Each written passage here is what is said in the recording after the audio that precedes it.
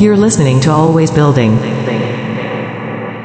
All right, guys, welcome to the Always Building podcast. Today we've got Jackson Blackledge on, and this is going to be really interesting, man. This is a huge space right now, e-commerce and paid ads, and I know stuff you guys want to hear about. So he's the founder of JRB Media, and he's awesome on Twitter, giving a bunch of free value and stuff. So I want to welcome you, Jackson, and kind of just kick it off by asking you about kind of how you got into this and what your past looks like where you're from, what kind of educational background you've got, just any kind of details you can give us about kind of like what you were doing before and how you ended up where you're at today. Yeah, appreciate it, Alex. Thank you for having me, like I mentioned before. But yeah, like you said, I am the founder of JRB Media. We specialize in scaling ecomm brands. Our bread and butter is Facebook ads, but we also offer email marketing in the back end and conversion rate optimization, etc. But yeah, so my journey kind of started when I was 16.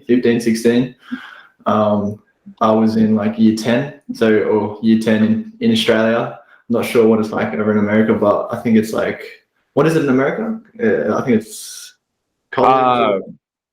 15 or 16, you're in high school, no? You're in second year of high school. Yeah. Well, 15, 16, that's when I literally YouTubed how to make money online. So I went down that rabbit hole. I'm not too sure. I think it was Scott Hillsfield Phase or someone that was doing drop shipping. So everybody, I feel like 80% of e-commerce nerds start off with drop shipping. And then, so I started off with drop shipping.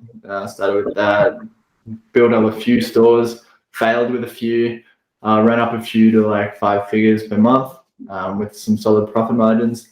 And then from there, I was introduced to a mate of mine now called Noah Tuck. I did many courses in the past, but nothing really resonated. So I just went directly for kind of like a mentor or a coach.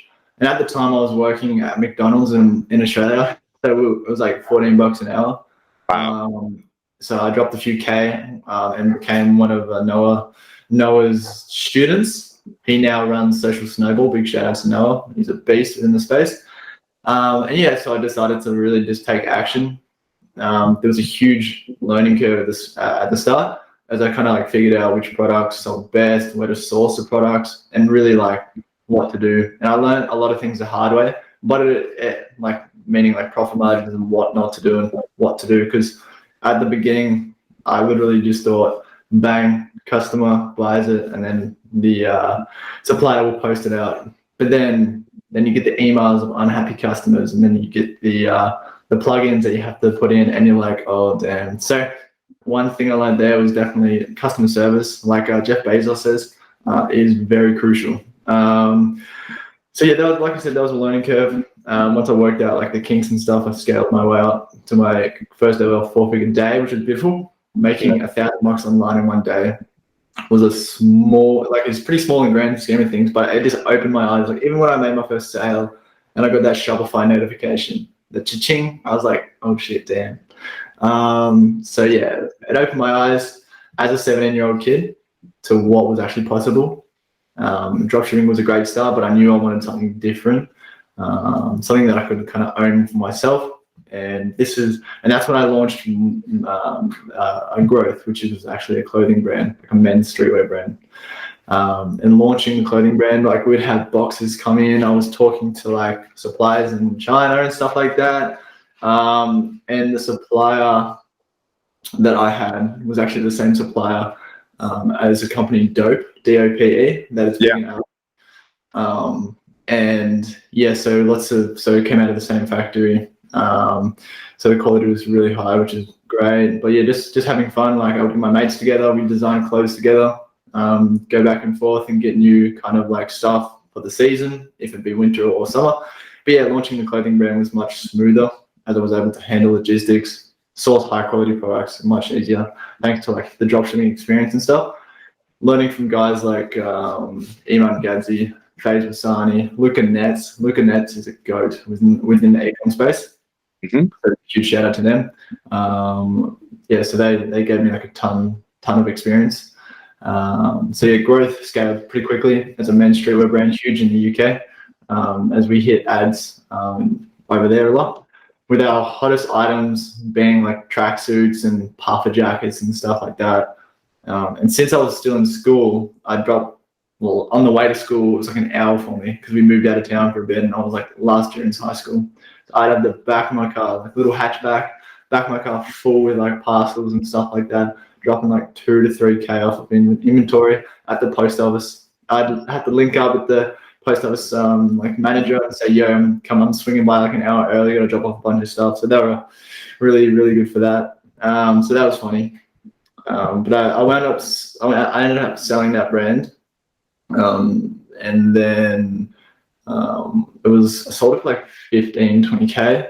And then that's when I used the capital to kind of start other projects, going back into dropshipping and starting JRB Media.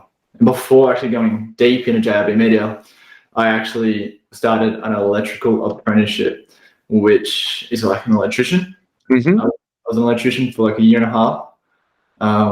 And yeah, I just deep down, I just knew like this ain't for me. Like, and I was nervous because obviously my parents and stuff, a lot of kids grow up with their parents saying, do this, do that. Well, and like not do this, do that, but kind of like, no, you got to get a 9 to 5. You could like do this. Like 9 to 5 is like fine, but like deep down, it just wasn't for me. And I wanted to make money online and kind of explore that. So like a year and a half in, I said to even my boss, he was like, "Is this really for you?" Because I spoke to him about drop shipping and stuff like that. And I'd be selling stuff while I'm at work, like on the side on Facebook and stuff like that. Because I have an indoor plant business as well, not like marijuana or anything, actual indoor plants. So I'll show you what they look like. So this sort of stuff. So like I'd sell like plants and stuff on the side. Cool. Like, so that's another side thing that I do as well. But I'd be selling them like on marketplace and stuff while I'm like wiring up someone's house and shit like that. I'm like calling people and stuff. Gotta get that sale. So yeah, my head was really never into it. So ended up leaving the apprenticeship year and a half in. Told my parents that my boss just gave me like a month worth of paid leave, but I just left because I was that nervous to tell them. But then they kind of worked out like, yeah, he's definitely left. And then I told him. So yeah, I invested the money that I made selling the clothing brand into the agency. Started with a course with Kai Bax. He's another mentor of mine. And biggest tip, or a tip for people out there as well, is like you don't have to reinvent the wheel. So what I did was just applied what I already knew from the past to my agency and listened to what people who had passed on it and like customers and clients want really. Yeah, amazing. Yeah, exactly. Really great, dude. Really great. I got a couple questions for you. I'm gonna kind of dig in a little bit. We'll see. Yeah, if the people can, get some value, even more value. I think, not reinventing the wheel is a great way to start, though, especially in e-com, right? So I'm curious, are you still running e-com brands right now of your own, or are you like fully committed to the agency?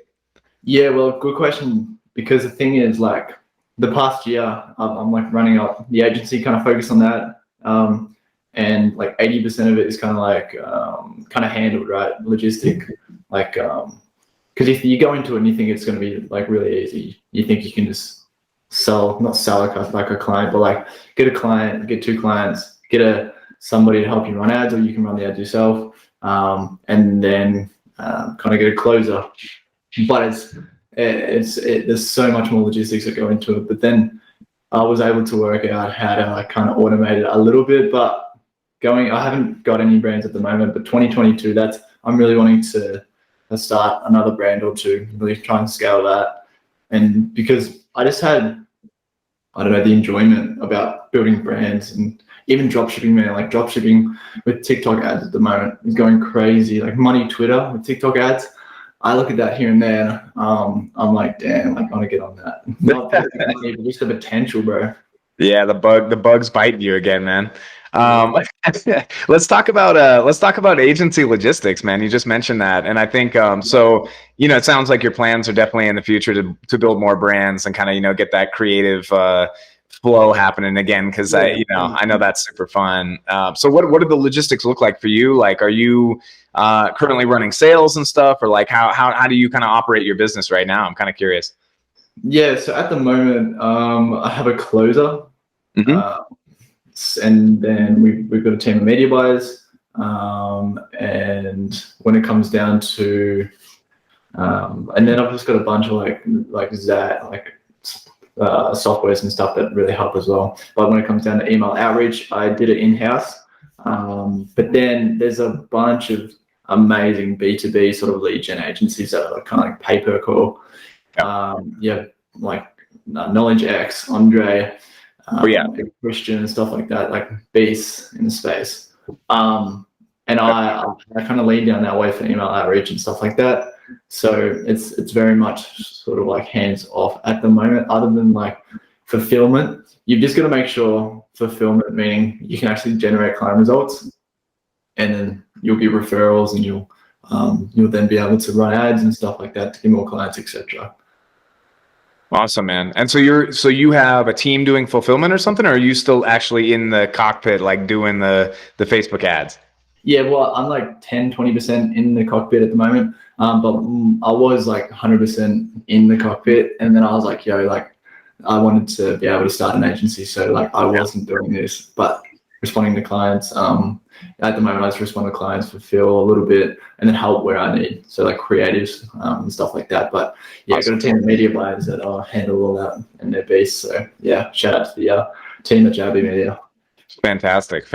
And then as far as getting new clients, so you mentioned that you kind of have your in-house cold email going. I love the shout out to Knowledge X. Those guys are like brilliant in this space for sure. So if you haven't heard of those guys and you're an ecomm agency, definitely peep them. But as far as the in-house cold email program and stuff like that, are you maybe just a little bit of insight on that, on kind of like what you're doing? Obviously, you don't need to give away the secrets, but I'm kind of curious, what ways you're sort of prospecting and like keeping the sales pipeline full and everything. Yeah, I definitely recommend everybody to just read this by Hormozy. Yeah.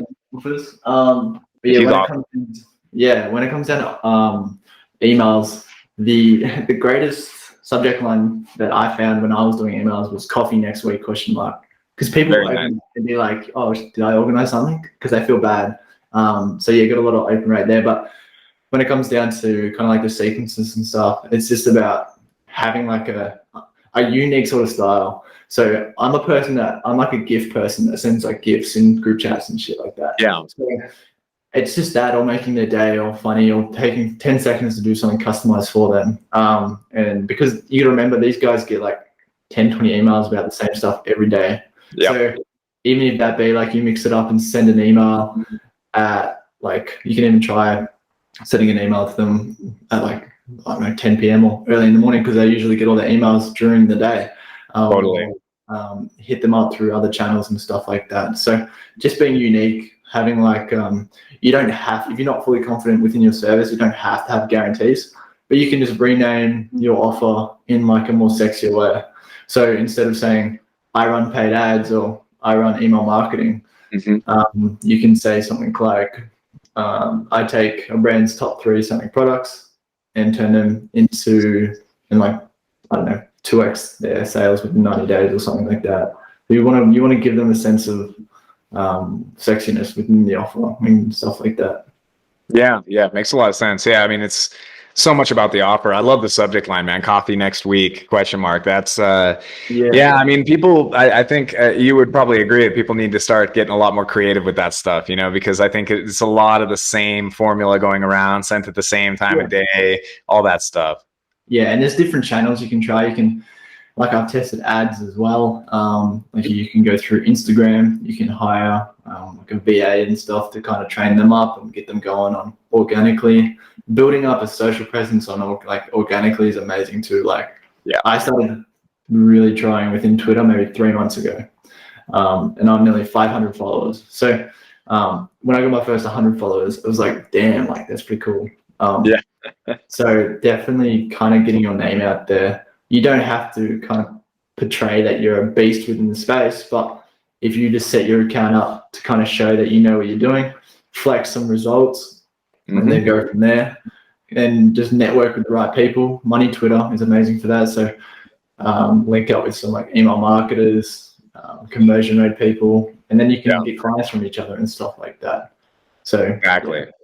Yeah, there's a lot of synergy in there. This actually leads me into a question I was going to ask you that I had written down about partnerships. I was curious if you were utilizing partnerships, if you had like other agencies that you worked with or other like influencers or sort of like how you were, any kind of partnership stuff. Cause I get really excited about that kind of stuff, the non-linear stuff. No? 100%. Well, yeah, that's within the kind of like networking and partnerships realm.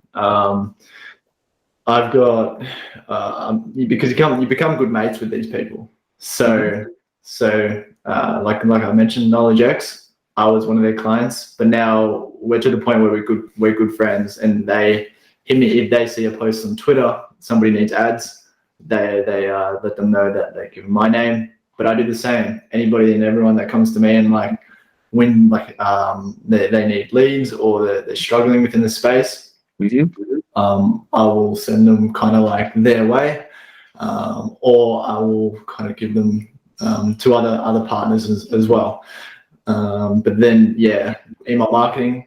I work with a close friend of mine called Ethan from Mailbox. Amazing at what he does, and you've got to be able to know that they can produce results, and then they're just genuine people.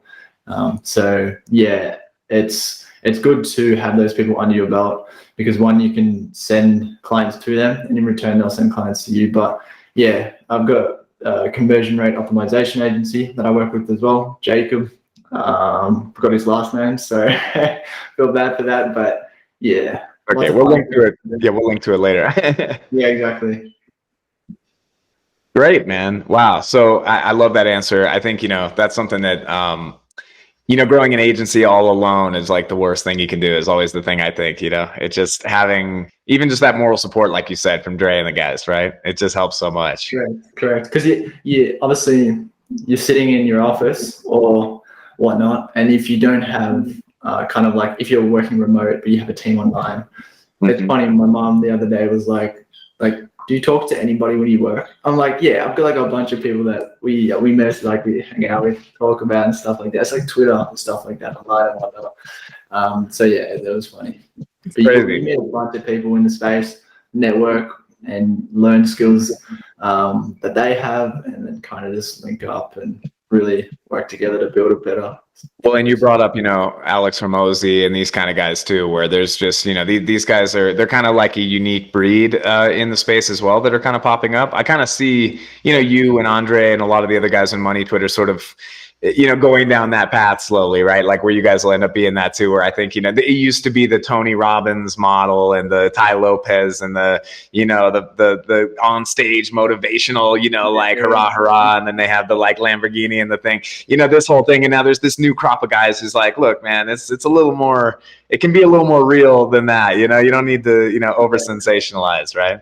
That's it. Yeah. I'm the type of guy that, I'd love to buy a fully synced up car, but then I'm like, I could invest that and like chuck that into like Bitcoin or something like that.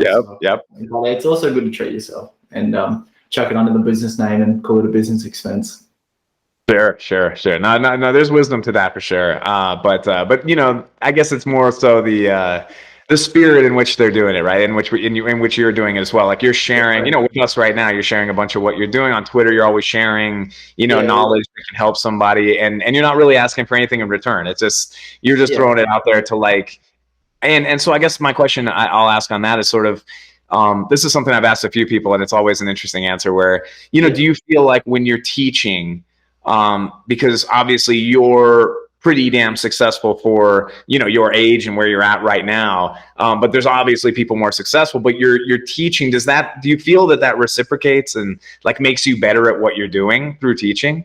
Because I wouldn't say I don't feel better, but because I've been through the path, like, and I've not messed up, but I've done so a few things that I like make sure, like I tell people, like, you don't have to do that, bro, or like you don't have to, like let's not do that, like before they get into that position and go, oh shit. But a big thing you can't. I think it was Kenzo that said this. I saw it on his Instagram, but you can't compare your chapter 1, 2, or 3 to someone else's chapter 10, because comparison, bro, it's the worst thing you can do. That just messes you up mentally, because you could be on my Twitter, for example, and people starting out, everybody starts somewhere, right? Like back like 2-3 years ago, I was drop shipping and losing money on Facebook ads, and then started the clothing brand. Nearly lost all my money in during school because I thought the clothing brand was gonna like not be successful. So yeah, you really don't want to kind of like compare yourself, and just start what you kind of want to do, and just really believe in yourself. But when it comes down to your question about teaching, I do enjoy teaching. There's a lot of other people that are better, like when it comes to like coaching and the way they speak, and I don't know if it's just the way they tell people. But if people like come to me for advice or whatnot, and like in Twitter messages and stuff like that, I'd happily just let them know what's up and kind of send them links. Like, it doesn't have to be me. Like, if somebody wants to whip up a store or kind of build a store, like a Shopify store, I know a few people that's what they do. They help people build stores. I'll just link them, just say, yeah, this is the person for you. But if you need help within this realm, like, hit me up. So yeah, good karma will come down the track, but always just helping people out and letting them know like what my tips are for what you should and shouldn't do. But it's their journey in the end, so they'll kind of work it out. Love it, man. Love it. Really, yeah, really good attitude. 100%, like great mindset and good attitude. I want to kind of segue a little bit into something that I think is people struggle with like crazy, man. And I think this is a kind of a cancer, I would say, in money Twitter and in general around the world. You know, people that aren't in money Twitter, but Yeah. as far as customer service, man, let's call it client retention rather than client customer service. Like, what's your ethos on client retention and customer service and sort of keeping people on, besides obviously getting them great results, which is number one, but going beyond that, what is kind of like your ethos on that? Yeah. So straight out of the gate, right? Sales call, you've landed the client. If they've dropped a few K on your service, on your course, or whatever, yeah, 95% of them, like, they're stoked, right?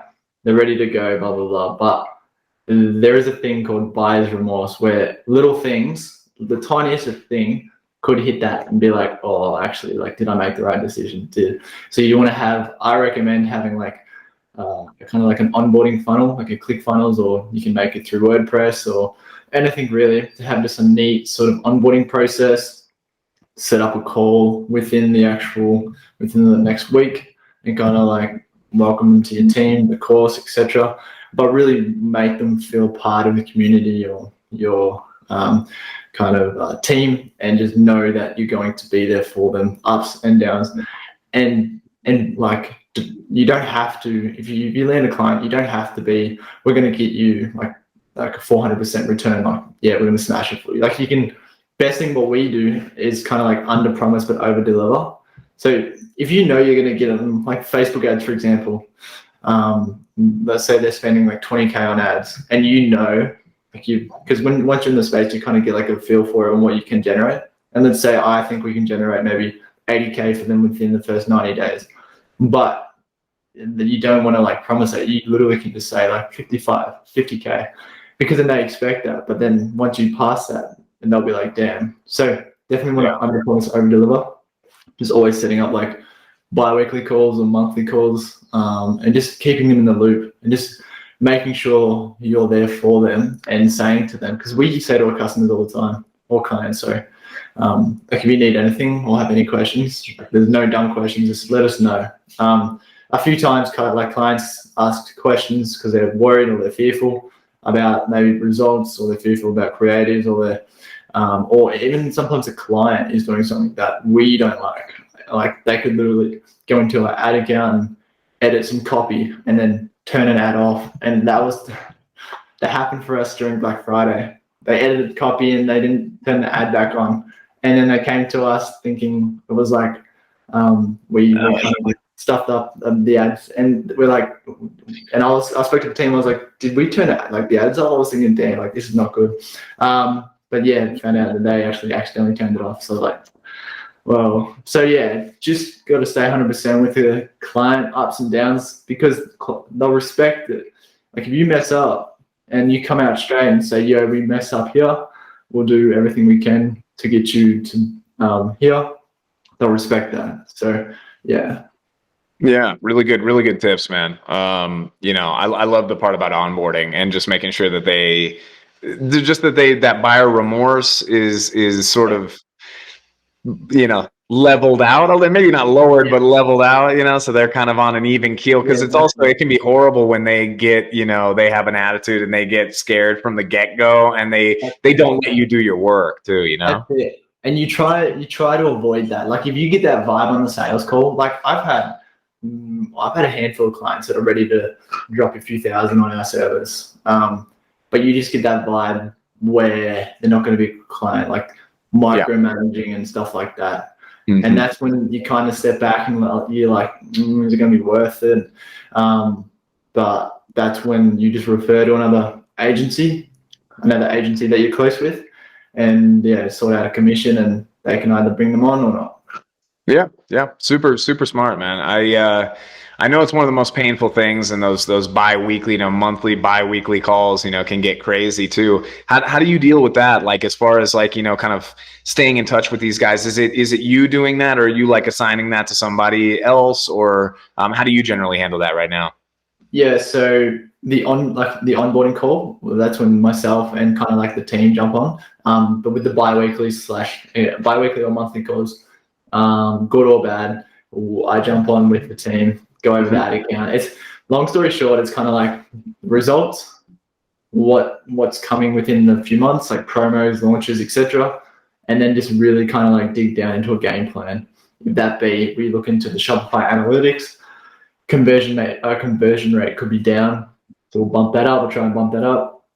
Or if we're needing to add a few plugins or apps to the store, or if we're just really kind of, and then get into the trenches and just really set up a game plan for the next month or 3 months. It's really great, man. It sounds like you're really transparent with your clients. Like you're telling, you're letting them into the thing so much so that they can understand what's going on, so that they can better, And we ask them, like, when we onboard them, like, how much do you want us to do? And the relationship that we have, what do you want it to look like? And I'm just transparent. And because then they know everything, and then they probably sometimes know too much, and then they either like it, or if they're getting kind of like micromanaging and kind of getting fearful, then we attack that and kind of just pinpoint and reassure them, align with them, and acknowledge where they're coming from, but give them that sort of assertive, that we know what we're doing, but not in a cocky way. Just say, like, we've been there, we've done it before, give us some time to work this out. And if things go sour, that's when you can either fire them as a client or you can just send them elsewhere. Yeah. Super smart, man. So as far as you had mentioned conversion rate optimization, I know that you have a partner with that. Are you partnering that out, or do you guys kind of interface when it comes to conversion rate optimization? Yeah. So with the conversion rate optimization, I work with another agency that specializes in that. Like, they just do conversion rate optimization. I may bring in-house, like maybe a media buyer that's really beast within conversion rate optimization as well. Most media buyers are, but I don't want to really have the media buying team doing this, that, and I just want them to focus on ads. So the person I work with is Jacob Elbaim, that's how you say his name, but he's from Shavuk, and he's a beast. Him and his team are really good when it comes to conversion rate optimization. And like I said before, similar to Ethan at Mailbox, we refer clients to each other, help each other out, etc. Amazing. Amazing, man. Okay, great. Cool. So let's dive into Facebook ads for a second, man, because I know it's your it's what you're doing. It's what you're in every day. It's what you've gotten results in. It's how you've scaled your brand. It's now how you're scaling other people's brands. So just kind of maybe an overview of like, somebody trying to get into this, someone trying to jump into Facebook ads. Yeah. What are your tips and tricks and any kind of stuff that you just see working really well going into 2022 that people can jump on? Yeah, for sure. 2022, moving into 2022, iOS 14 or 15 or 16, whatever Tim Cook's whipping up at the headquarters. But Yeah. you have to adapt or you die, which is sad, but like iOS 14 kind of like brought that to our attention. So moving forward, I recommend another shout out to the team over at Triple Whale. They are unreal when it comes to kind of like attribution and stuff like that. They've actually released a new thing recently called the Triple Whale Pixel or something like that. But yeah, you want to make sure your attribution's right. And you want to be able to kind of keep your creatives fresh as well, because Facebook's moving to more kind of like AI and stuff like that, and it's getting harder and harder to generate results just off the bat of using the same creatives and stuff like that. So just rotating creatives. But let's say if someone was to get into drop shipping, or if someone was getting into like a brand building and stuff like that, and then they don't know Facebook ads, right? Like Facebook ads, you can try and learn it on Facebook, YouTube, etc. But if you're not confident with Facebook ads or Google ads or anything really, you can literally hop onto, or you can either jump on Money Twitter and kind of find somebody that will either split profits with you, or you do like a sort of like a monthly thing with them, or you can even hit up on Fiverr and stuff like that. But yeah, 2022, man, I would just say like creatives are a huge thing. User generated content is a massive thing. Like, and it's the sort of thing, like the results on TikTok that we're seeing, unreal. So you can use similar like trending sounds, and use the kind of like the TikTok style videos that you're using within like the middle of funnel type of ads and top of funnel ads, as it's engaging and stuff like that, because people's attention span, it's not the longest nowadays. So you can with long story form copy, for example, that works really well if it's engaging and hooks people in. Right. But other than that, if you've got like a minute ad playing, like it's hard. People are just going to swipe that thing. People don't really jump on a Facebook and want to be sitting there for like 2 minutes watching ads. So yeah, just engaging, man. Scroll stopping, like everybody says. But yeah, I would say creators is definitely massive moving forward. Huge, man, huge. Yeah. So as far as user generated content, can you give us like an example of that, or like of maybe using your clothing brand as like your streetwear brand as an example or something? Just kind of give us like a little bit of insight on user generated content. Yeah. So UGC, it's kind of like a form of content such as like images, videos, text, audio that has been created or posted by customers, users on social media. So let's say I was selling like a Voss, for example, right?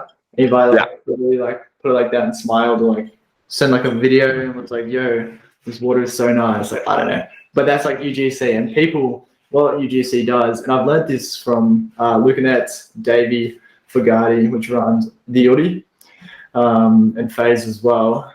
They're all ecomm goats. I was able to see like the benefits and types of results that UGC produces. And moving forward, UGC is extremely crucial to kind of like generate consistent results. It gives people a sense of trust. We've seen that it boosts ROAS, and it brings like a sense of like, you could even say jealousy, because people see sort of somebody else that's got it and they're loving it, and it could be a similar person to them, and they're like, "Yo, I really want that," because UGC builds up trust and heaps of credibility, and consumers nowadays are more informed and careful than they've ever been. So yeah, all it takes is like a simple video review or images of happy customers to kind of demonstrate to them that you're a legitimate business, because you can literally start a dropshipping store, and if you've got UGC, they kind of look at it and be like, "Yo, that that's like legitimate. Like that's pretty dope. So yeah, and it increases social proof like crazy. So yeah, UGC works like a charm, and we kind of bundle that into like what we do. At the moment, we're doing Facebook ads. That's our bread and butter. That's what we offer straight out of the gate. But then we go into more UGC creatives, TikTok, email marketing, etc. Amazing, man. Amazing. Really good insights, and definitely anybody in ecom look at user generated content and listen. Yeah, listen to this. Listen to what this man's saying. I got a couple weird questions before we kind of wrap it up. One of them is about intent data. There's a big rise in companies doing like intent data where you're kind of starting the lead pool in the ads with sort of AI generated, like people that are already shopping for that kind of stuff. Have you guys ever used anything like that? Just out of curiosity. No, we actually haven't. We've spoken about it, but we've never really. But yeah, intent data is like behavioral data on the company level. Yeah. Yep.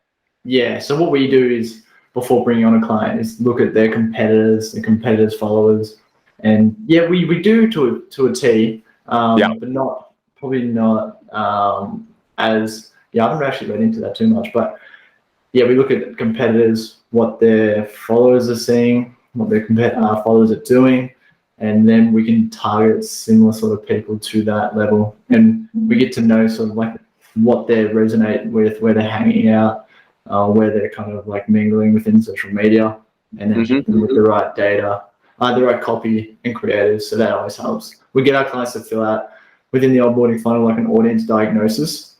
So we really get to know what their ideal client and customer looks like. So we can, because Facebook ads is more like you're scrolling and people see it and then they buy it, but they don't even know they wanted it. And then you got Google ads where they search and their intent is to buy it. So yeah.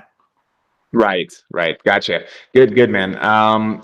Really interesting stuff here, man. I guess, you mentioned creative as well being super important, and keeping creatives fresh. Like, how often do you guys kind of refresh creatives? I think this is like probably a question that comes up all the time, but just like as far as like how often new creatives need to kind of come in to keep results, especially at the scale, because I know you're really important.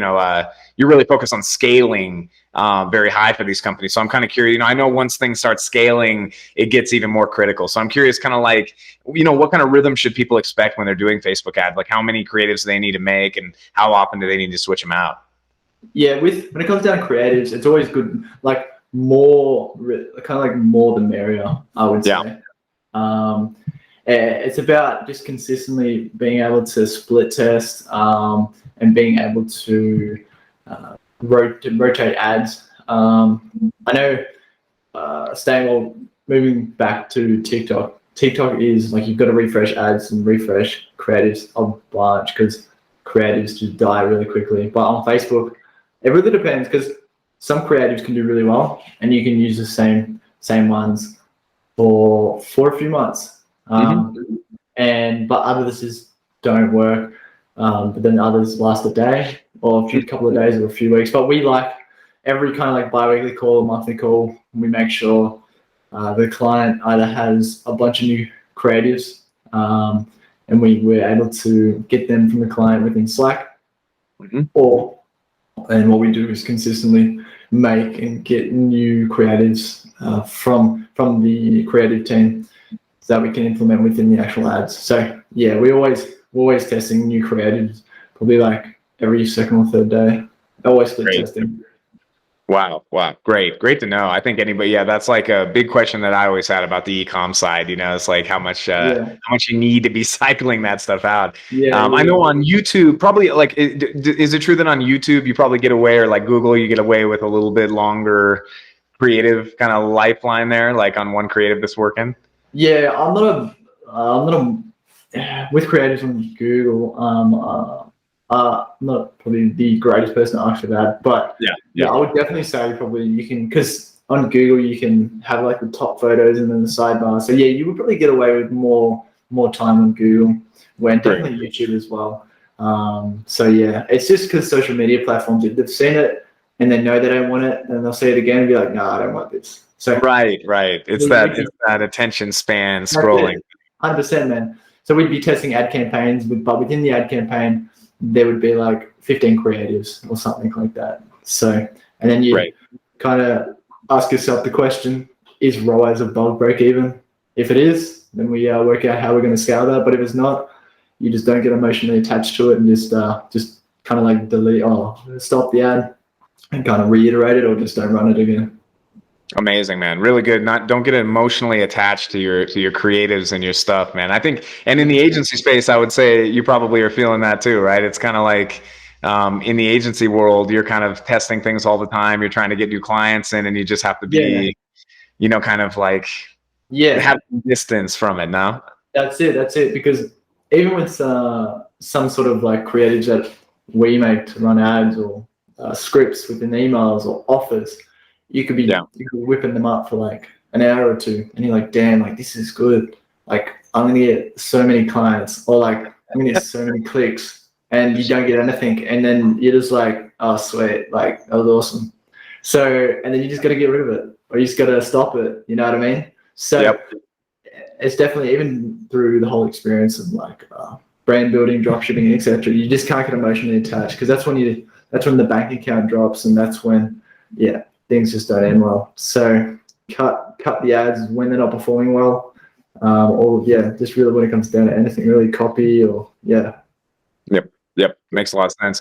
So real quick, I got a quick question on the sale of your streetwear brand and kind of the process on that, and kind of how that went down, and any tips you have for people that are looking to sell something that's profitable.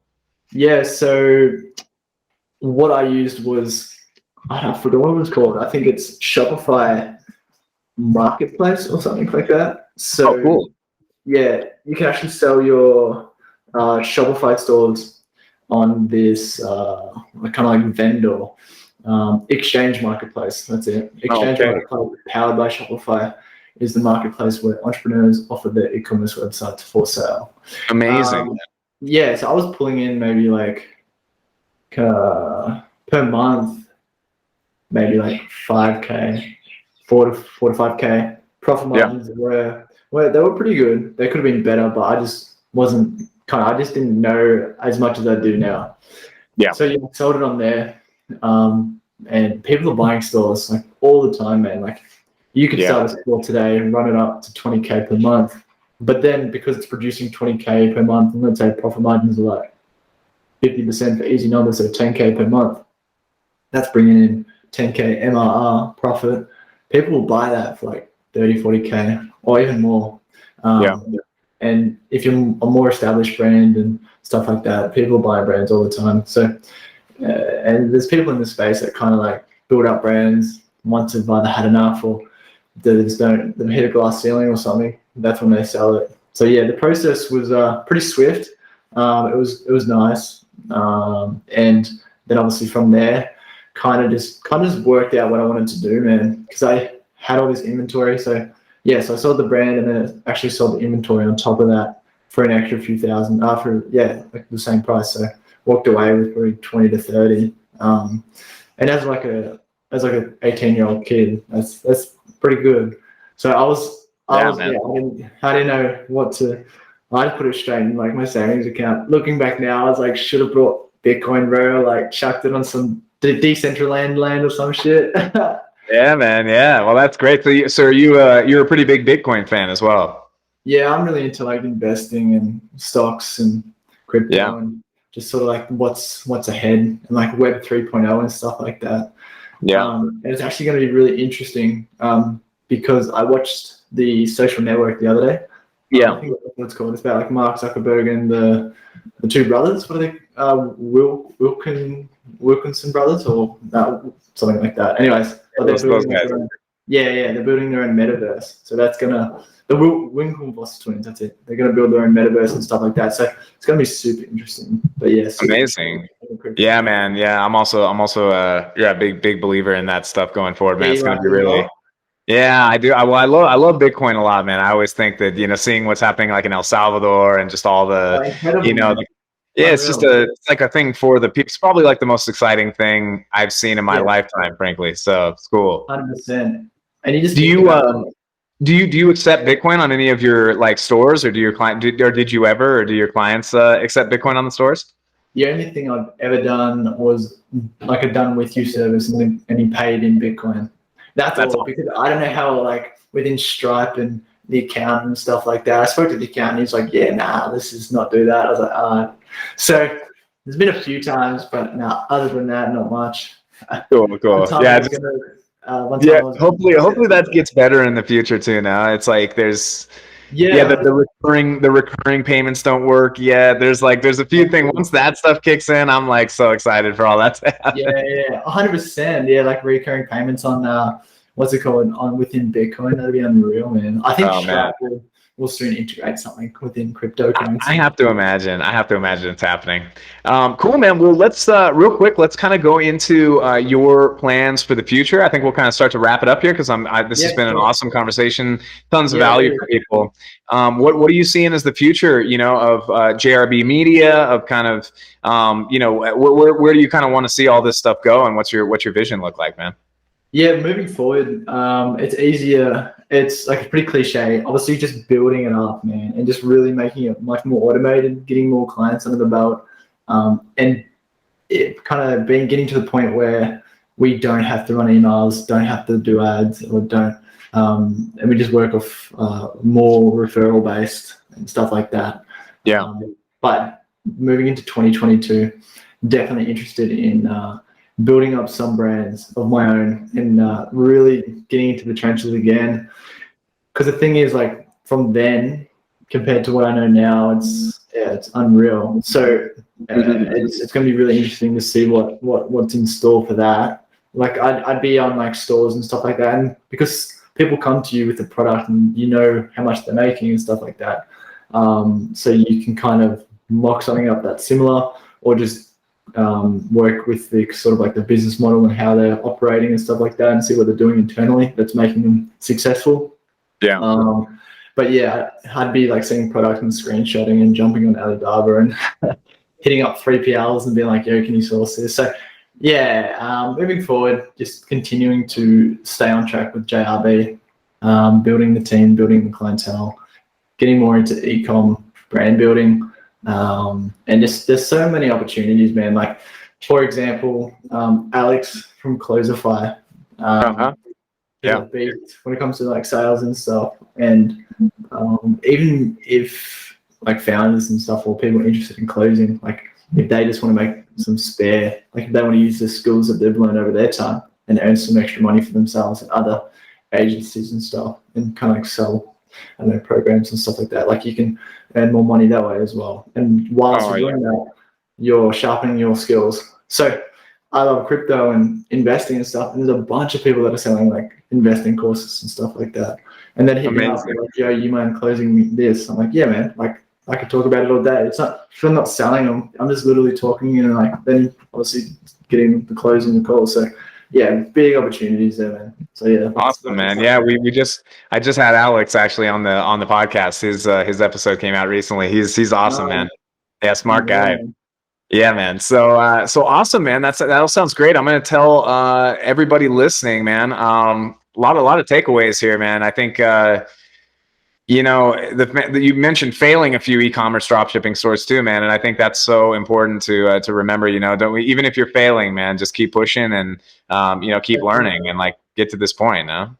Yeah, I would definitely just say like, don't let your L's define you. Like, be sure to just believe in what you want, and don't be too sort of like stubborn to maybe get like a 9 to 5 to pay for your like business and stuff like that. Like if you got to work, if you're like 24, 26 years old, and or even if you're younger, bro, like, but you have to go get a job at McDonald's or a cafe or something just to kind of like get by and like work on your business. Like go for it.